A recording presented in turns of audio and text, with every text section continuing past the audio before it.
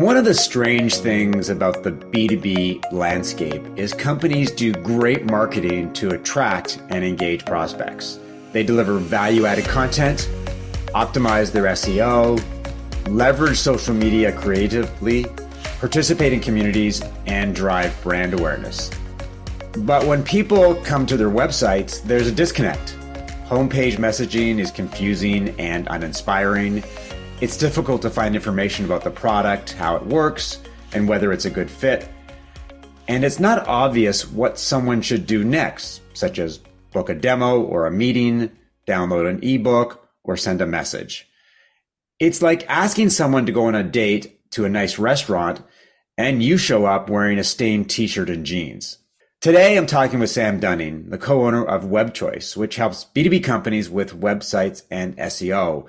We're going to cover a lot of ground, including ensuring that a website is a conversion machine, which is important as attracting leads becomes more challenging. Welcome to Marketing Spark, Sam. Hey, Mark. Thanks for having me on, man. Looking forward to the chat.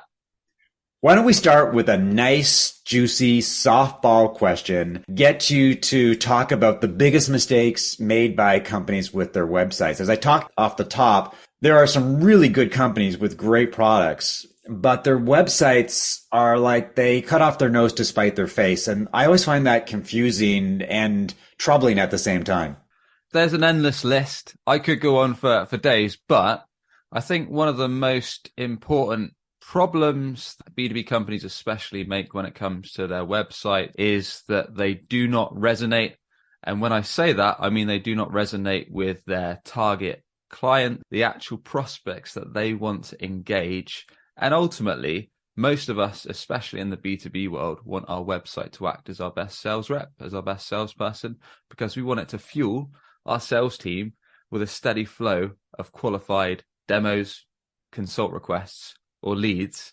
The mistake I see so often is that B2B companies are just guessing really when it comes to design, messaging, key pages. And quite a lot of the time, they're just building out these websites around their own ego, around what their marketing team think looks good, rather than what the CEO thinks look good, or other execs on the team think's going to work, rather than actually understanding what their target clients care about seeing, learning, or doing before they're ready to take that next step, book a demo, speak to sales. So that's probably one of the most impactful mistakes where teams are just guessing about what's going to work on their website and hoping for the best. With that answer, you've opened up a can of worms because there's a lot of different places we could go there. But I think one area to explore is really taking a step back and looking at what a company should do when they're considering the relaunch of a website or they're building a website from scratch. What kind of planning should go into a project, a big project like building a website, and where do they start? What are some of the first steps they should take when it comes to launching a website that is going to engage prospects and customers and making sure that it does the job that you want it to do? You probably want to take a step back and think about the why. Like, why are we redesigning? What are the problems that we're facing that have caused this trigger point that we now have decided that we want to redesign and rebuild a website? Because like you mentioned, it's not necessarily a quick thing. It can take quite a lot of time and resource from your own team or from an external agency. So is it because you're spending a lot on maybe ads? Maybe you're investing a lot in SEO. Maybe you've got an outbound sales team. Maybe you're doing content marketing. Maybe you're driving a ton of traffic to your website, but you can physically see that it's not converting those hard-earned visitors into a steady flow of inbound demos or leads. So that's a big issue. Maybe you've had feedback. Maybe your sales team have had feedback on calls that your website just doesn't cut it, like they're landing on your site and they don't really understand what you do. Or maybe they've said, oh, it's actually quite difficult to get this job done on your site, i.e. I can't see pricing easily, or I found it quite cumbersome to check out your case studies, couldn't really see some proof of results, or it was quite tricky for me to actually make that demo, or it was a really long form. So you've literally had feedback from the horse's mouth, i.e. your customers, your prospects, that there's certain issues that you need to address with your current site. Or it could be something else. It could just be that the website's super out of date, like you built it 10 years ago or 5 years ago, whatever. And now your complete business model's changed or your service offerings change and it just misses out vital gaps in the customer journey or your offer. So the main thing to nail down first is, why are we doing it? What do we want to get out of this exercise? Like, what are our main goals? Because not every whilst the majority of B2B companies want their website to drive inbound, some don't. Some want to use it as a kind of trust builder, i.e. if most of their business comes from word of mouth or referrals, they want people to quickly see, like, this is the problem we fix, this is how we help, this is some case studies, this is an idea of our pricing, then make it easy for those referred warm leads to get in touch. So think about, what do we want to get out of it? And why are we doing it? That's one of the first things. And then you want to think about, who is this site for? So who are the target clients that we want to attract, engage, and convert with this site? Kind of really nail down that persona. Quite a useful exercise on that side of things is if you've got a few existing clients, existing customers that fit what you call that ideal persona. Perhaps you enjoy working with them. They make good revenue for your company. They fit that kind of client style that you enjoy working with. You can literally sit down with them, and if you've got an existing site, you can say, look, what works well about our current site? How do you think our site stacks up against our competitors? What do you feel is missing on our existing website is a really powerful question, because that's when they can dive into, oh, actually, you don't have this page, or I thought you could have a better case study here, or you actually didn't dive into this question that I had, etc. So there's a literal gold mine just by interviewing some ideal clients or prospects, by understanding what doesn't work well, because most B2B companies, if they're established, are already going to have a site. So that's a few starting points. Don't know if you want to dig into that, Mark, before I jump into some more. Well, one of the questions that I'm interested in, it's the classic chicken or egg question, is where does a company start? Is it copy and content for the website, or is it design? So it should really be copy and messaging, because otherwise, whilst you can design pages out, it just makes everyone's life harder. Because if you're building out like your homepage, for example, and you're just leaving like couple lines for your headline, and then as the user scrolls down, maybe you've got some images, you've got some examples of your product in play, you've got some social proof, testimonials, etc., and you're just kind of guessing how much copy, how much space there's going to be, and then when you actually get to writing it out, it just turns out you've got to tweak the design a bit, so it can save time. If you get the messaging right, it means you can design around the message, around the copy. It usually makes sense. One of the things that I struggle with a lot of clients, and things that really trouble me when I look at a lot of websites, is messaging, particularly homepage messaging, that is uninspiring and confusing. So rather than pull people into the website and start the journey, they actually turn people off. And that's why many of these websites see high bounce rates. And I'm wondering, from your experience and the clients that you work with, do they think about messaging on the homepage? Is it an afterthought? Is it something that they should A/B test? I'm just curious about the process and why many companies drop the ball when there's homepage messaging that clearly doesn't work. I would say it's other pages as well, especially when you get into SaaS and B2B kind of detailed, complex services that can have a ton of pages around their products, their offerings, their use cases. Those need to resonate, because you might be investing in ads and SEO to send people to those. But going back to the homepage, yeah, I mean, it's something we advise clients on all the time, because of some of the issues I talked about earlier, really. Like, sometimes companies are too deep in their own offer. They'll do things like they'll talk about, they'll use technical jargon to describe their offer that their prospects might not resonate with, is one issue. I.e., someone lands on your homepage and they just see a headline like, we provide AI tech that improves system workflows and makes a all-in-one 360-degree experience. And it's like, well, if I landed on that page, I think, what the fuck do you offer? I have no clue what you're doing. And I'll scroll down your page and still be confused, and then probably bounce off to a competitor. So that's a major issue.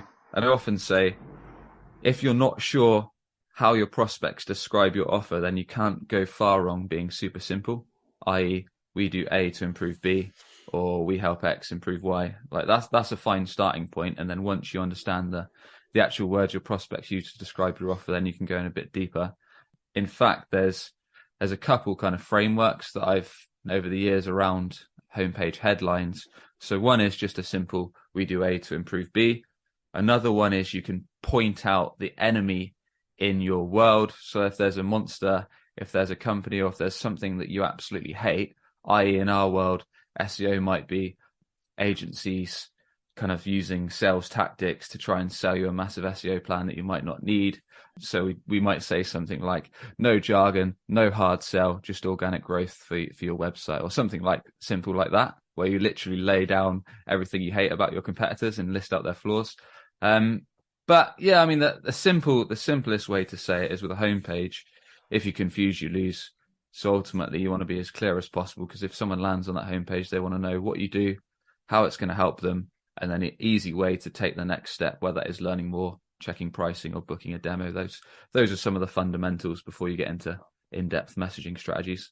One of the hypotheses that I have about bad or mediocre homepage messaging is that companies are trying to be all things to all people. They don't want to create messaging that excludes a particular segment of the audience that they think they're after. So as a result, they create messaging that is generic. It's very vanilla-like, as opposed to writing messaging that is clearly targeted at their ideal customer profile. This product is for you if you have these needs. Do you find that is a problem when a lot of companies are trying to create messaging that they want to appeal to everybody at the same time? Oh, definitely. I think probably 90% of B2B companies do that. 90% of companies in general. I mean, just look at a bunch of B2B headlines. Like, so many of them just say award-winning, best in class, we just got funding, G2 top rated. It's like, you see that 99% of the time, it just goes over your head because it's so vanilla. But when you actually, like you said, Mike, when you drill down into, this is the segment we help, this is how we get them results, this is the specific pain point we fix around our offer, it helps resonate. And it also means if you're driving traffic, if you're doing like targeted LinkedIn ads, if you're doing target Google ads to the specific niches and industries, when they land on something, it's more likely to resonate because you're directly speaking to the pain point that target market has, or you're directly speaking to maybe the goal that they want to achieve, or the issues they're having around revenue, whatever. So the juicier you can be, the better. And also, do you want to attract everyone and anyone, especially when a lot of B2B companies have high ticket offers?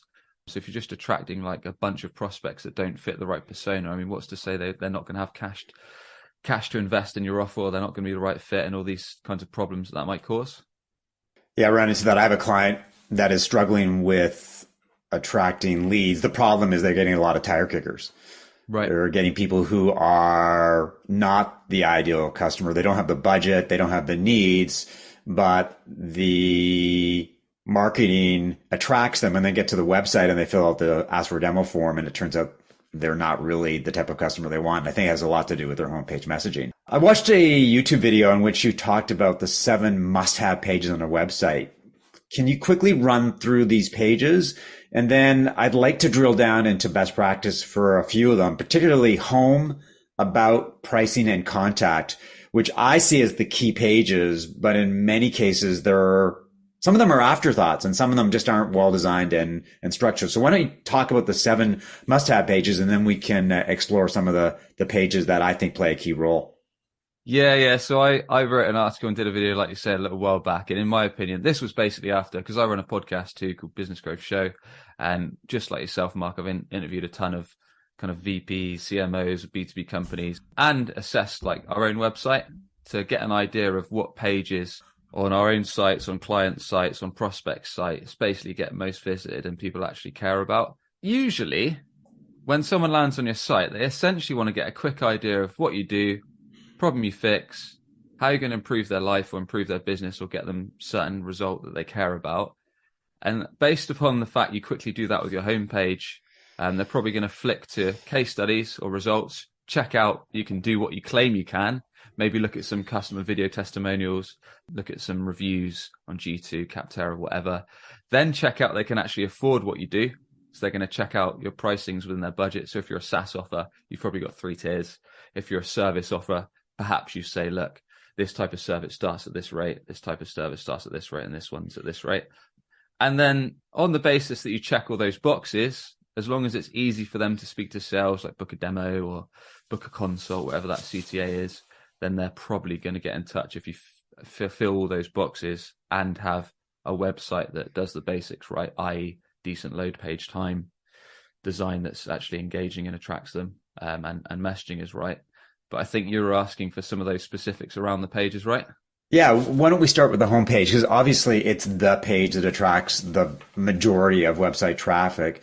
And we've talked a little bit about homepage messaging. Get a little deeper into the role of the homepage, because I think in many cases, people are trying to get a sense of the whole story when they visit the homepage. They may not click deeper. They may click into a couple of other pages, but in many cases, the homepage is the page where they find out what the company does and whether it's relevant to them.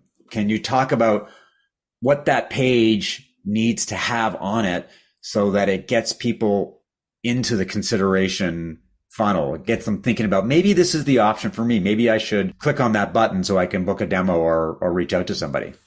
Yeah, just some high level best practices is that above the fold on your homepage, so as soon as someone lands on your homepage, above the fold means before someone scrolls. But if we go from top down, you want your fixed menu nav. It's going to have your key pages like home, about, services, drop down, resources, contact, and then usually top right, you've got a fixed CTA, fixed call to action button. Maybe that's book a tailored demo, speak to a sales engineer, whatever's relevant. And usually under that, you've got what's called a hero area or a top banner area. And that's usually got your homepage headline where you describe, this is the problem we fix, this is how we improve your business, or this is how we're different. Then you maybe got a couple call to actions like book a demo or view pricing or see proof of results. I normally encourage companies to have two call to actions there. So for example, on ours, we've got like view our work, and then next to it is book a call, something like that. And then you've got give people the option to see the results, or if they're ready, speak to sales straight away. And then these days you want social proof above the fold still. So that might be sliding testimonials. That might be, we've helped this many brands succeed. That might be some recent logos you've worked with, etc. Loads of options you've got on social proof. And then you've got to remember that it's very, very rare that people scroll right to the bottom of your homepage. So you need to pack as much value in that above fold section as possible, like I just mentioned, to really letting people understand your value prop and showing that you've done it for others. And then as they scroll down, you might dive deeper. So if you're a software tool, you might show screens of the key things that people care about around your software tool. You might say, look, this is how, if we're a sales enablement tool, like this is how we can improve your sales process quick, like 3 times quicker than doing it manually, whatever, and then dive into a screen. So basically, as people go down a bit further along the fold, they're understanding your key value prop. Maybe you've got some more social proof. Maybe you've got some more video testimonials, etc. as people scroll down. But remembering, the further and further you get down, the less likely people are to see it. So you've got to jam as much value in above that fold as possible. And also, a lot of companies still forget to make their menu sticky. So what I mean by that is on mobile and desktop, as you scroll, your menu should still be fixed at the top of the page so people can easily access your menu nav to your pages and also click that main call to action if they want to book a demo or live chat or whatever that is. So that's like homepage. And I think you're asking, like, in my top 7 pages, it was home, results, case studies, or pricing was the next one, third one, then service pages, about page, contact page, and thank you page is my top 7, but happy to dive into any of those a bit further. You mentioned that you want to tease at the product on the homepage. You want to give people a sense of what this thing looks like. When somebody does actually click into the solutions or the product or the platform page, they come with different names. What do you want to show them? Obviously, you want to give them a sense of the experience. You want to highlight the key features, but you don't want to make it a laundry list of everything they can do with the platform, because obviously that's not going to be terribly inspiring. Mm-hmm. And they can learn that if they ask for a demo. So what should be on the product page to get people excited about what's possible? And I love that term, what's possible, because you want to tease people. You want to make them curious. You want to get them excited about how their jobs could change if they use this product. So what does that page look like? It's like a great demo, right? So the worst demos I've ever sat on personally is where sales rep just talk about how great their product is for an hour. They don't ask any questions about your current state, the problems you're facing today, where you are now and where you want to get to in 6 or 12 months. Those kind of sales calls are painful, right? it's a lot better when it's a two-way conversation and they're addressing your pain points and your goals. Websites are much the same. So if you're going to share your tool, bring up the things that people care about first. And that's where customer research comes in, because then you understand, like, these are the top 3 pain points people want to fix. Let's straight away say, look, we understand this is your problem. These are the 3 main screens, for example, and these are the top 3 high-level features that are going to directly address these pain points. And then if you want, which a lot of SaaS tools do, they get into each individual use case. So like they might have a drop down for services or use case. And then you could say, like, if you serve manufacturers, IT companies, etc., you're listing each each use case. So if people do want to get into nitty gritty, they can do so. But on your high level overview, you're addressing directly those pain points in the top 3 or so features with screens. And some sites now are even doing live interactive demos on their site. Like, they're actually letting people see the video demos there. So if people don't want to speak to sales right away, they can actually view a quick video demo. The other page that you mentioned that I'm always curious about is the pricing page. And when I hit a B2B SaaS pricing page and the prices aren't listed, first of all, my first reaction is, what are they hiding? What is it about their prices that they don't want to show people? Because maybe they're very high. Maybe they're afraid of displaying competitive information. So what are your thoughts on the pricing page? And what does a company show on that page other than prices and a few, here's what you get, a menu of here's what you get for this particular package? To be fair, I think a lot of SaaS companies are actually better at this than more custom technology companies, service companies.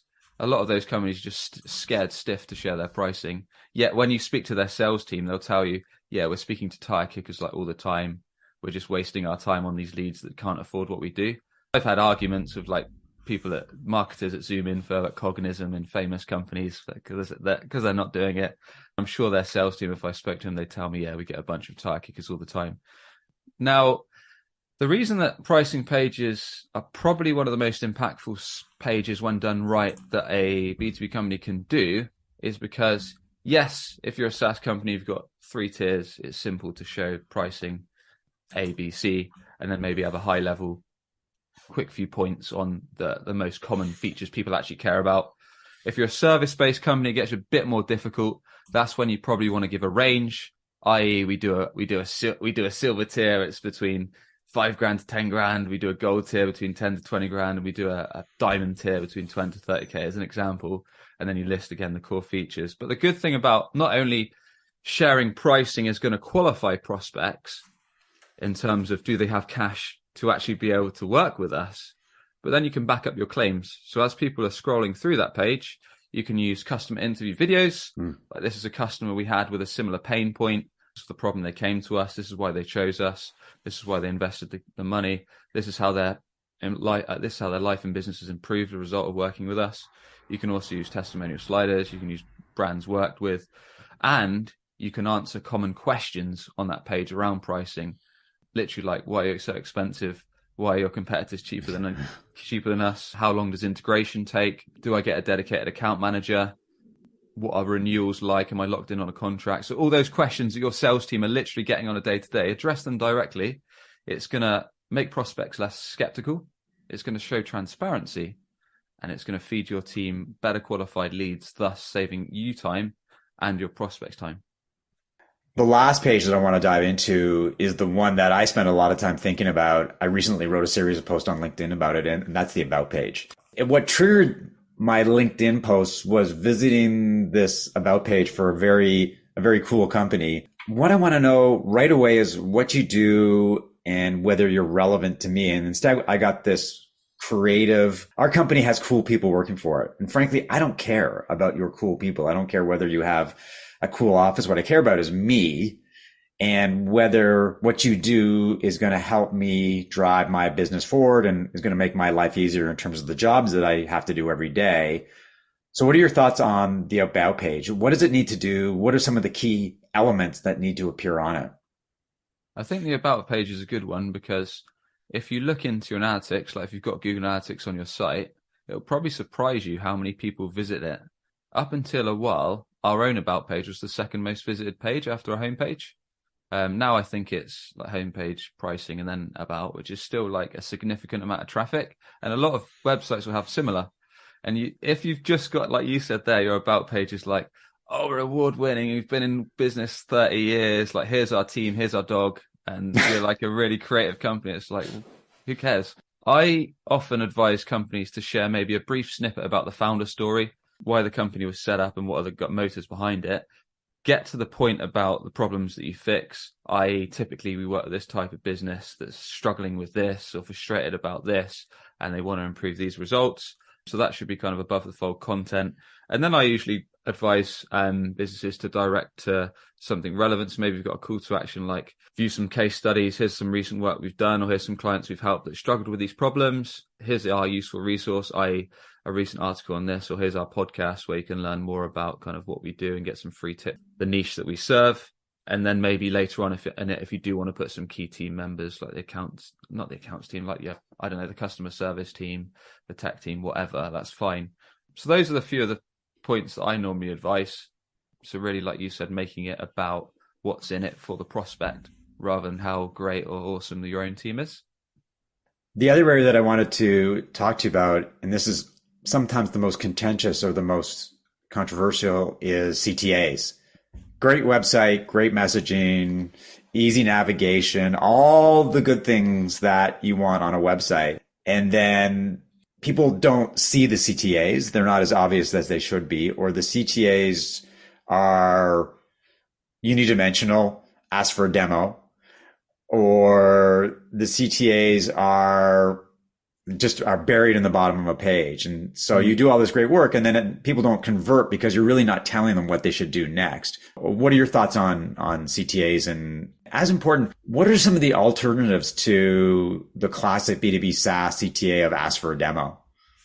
Yeah, CTA is a funny one because like you say, probably 99% of SaaS companies have request a demo or book a demo. And I don't necessarily think there's anything wrong with that. I mean, CTA best practices, like I said, is homepage above the fold.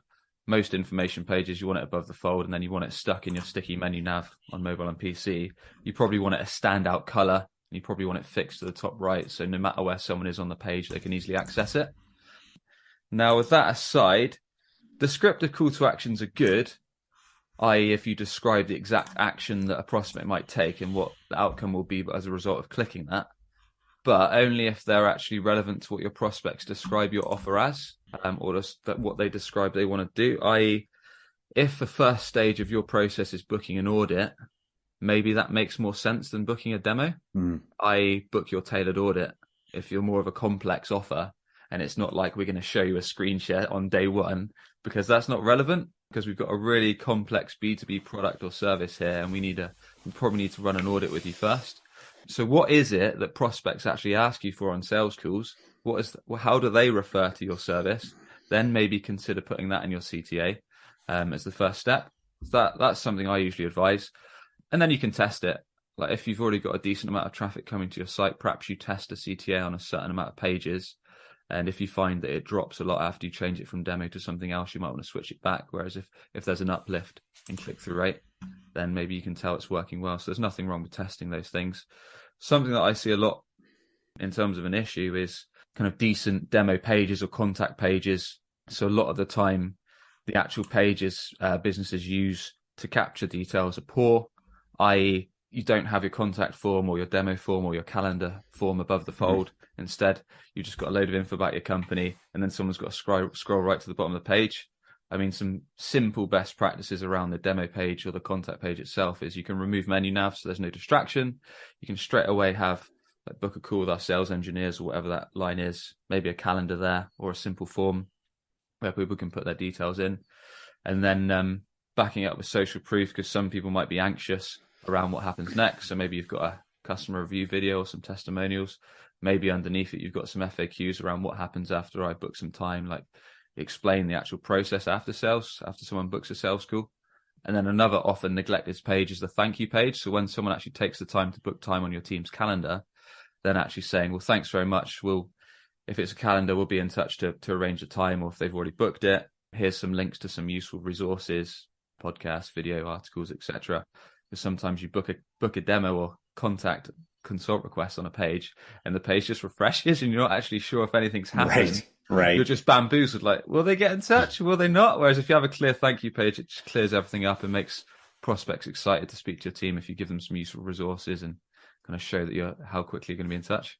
If you had to pick one widget when it comes to book a demo, would it be a calendar widget in which somebody picks a time and day to talk to you right away and you get some details about what they're looking for, so you can use Calendly or TidyCal? Or would it be the contact page where they fill out the form, they do all the work themselves, and then they expect you to get back to them with details about when a conversation could happen? Or is it both? I think generally calendar time. But I'm speaking to established B2B companies that have a sales force, because then you can use a tool like Calendly or Chili Piper, and then you can instantly book the time that suits you, and that gets routed to the relevant sales rep. So if you've got a team of sales reps, then that is a no-brainer. Now, if you're a smaller company, you're going to respond to people quickly. You don't necessarily need that. You might just have a contact form, and then you'll be, as long as you contact them like within an hour or so of the contact form, you can get away with it. But yeah, if you're an established company with a lot of sales reps, you need a calendar tool. It's like a no-brainer. One final juicy question is, we've talked a lot about best practices for website design, website content. What are the signals that a company gets that it needs to redesign its website? Something's not working. The website isn't doing the job that it's designed to do, and they have to take a step back and refresh or rebuild the website. So a few of the things we talked about at the start, really. If you're getting feedback on sales calls, prospects are saying things like, your website, I couldn't find this info on there. I didn't understand really what you did. It's missing this page. Perhaps they're saying like competitors are doing a lot. Yeah, when you're getting those kind of really signals that you do not want to hear, I couldn't find this, didn't know what you did, couldn't see this was difficult to find, that's a telltale sign that something, not necessarily redesign, but something needs work. So that's definitely a red flag. Or probably the worst one is if you're investing cash or resource from your own team or an external team into advertising or marketing, whether that's SEO, LinkedIn work, LinkedIn ads, paid search, webinars, etc. You're sending all this traffic to your site and you're pretty sure it's coming from idle clients, like the channels they hang out on, but it's just not converting effectively. Then that's when you're going to need to have a look at it, assess your website, dive under the hood of it, start interviewing prospects, start looking at your analytics. Like, is there a huge bounce rate on the homepage? Okay, something doesn't hit right. Maybe we've got a poor load speed. Maybe our homepage messaging doesn't resonate. Maybe it's difficult for people to get in touch. Maybe people don't trust us quickly enough because they're not seeing social proof. So there's all these things you've got to assess and analyze and then make sensible decisions based on data. One final question is, where can people learn more about you and what you do? If you're in the market for free B2B website and SEO tips, then connect with me on LinkedIn. It's Sam Dunning. I post stuff every day. Otherwise, I've got a podcast, Business Growth Show, where I post a bunch of tips and interview B2B leaders. Or lastly, if you're perhaps a bit frustrated that when idle clients are searching for what you do on Google, but your competitors are above you, stealing traffic and opportunities, or if you feel like your website isn't converting effectively those hard-earned visitors into a steady flow of inbound, then give us a shout. It's webchoiceuk.com. Awesome. Well, thanks, Sam, for all the great insight. We've put the spotlight on the fact that websites are designed to do jobs. They drive conversions. They educate prospects and customers. And if they're not doing that, then you've got a major sales and marketing problem. So thank you for answering all these questions, including some of the softball questions that I asked. And thanks for listening to another episode of Marketing Spark. If you enjoyed the conversation, leave a review, subscribe via Apple Podcasts, Spotify, or your favorite podcast app, and share via social media. To learn more about how I work with B2B SaaS companies as a fractional CMO, strategic advisor, and positioning and messaging consultant, email mark@markevans.ca or connect with me on LinkedIn. I'll talk to you soon.